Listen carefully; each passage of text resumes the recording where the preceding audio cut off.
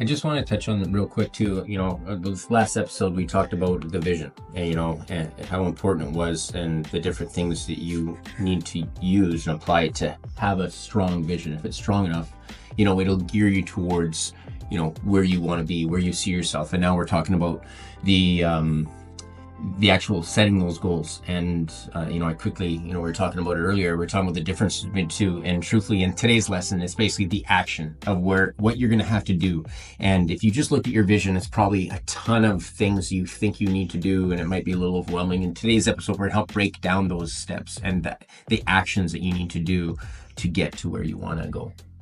For sure. I think, maybe kind of giving you an example of this might be a little bit easier to conceptualize it. But I know, in business, if we're looking to maybe start a business, our vision is more about creating a successful business, right? For ourselves or for, people around us or our families, whatever that purpose may be.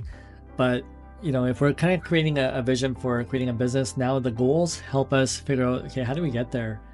And how do we actually make it real for ourselves so we don't fail? And typically, there's some sort of investment that has to be done in business. So if we don't make the goals, sometimes we'll run out of money before we actually reach the actual finish line or the vision.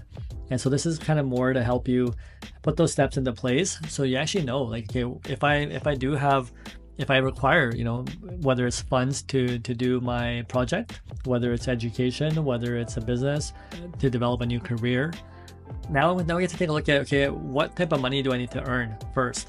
So that's the goal, right? The goal could be initially, okay, am I funding this with outside funding? Can I get a bank loan? How can I make this happen? So those are the goals we're going to actually put in place.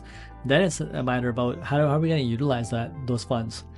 And so the second part is going into it and saying, okay, well, what am I going to need, right? And so your goals could be, okay, I need to, in a trucking business, it's like, how do I buy a truck?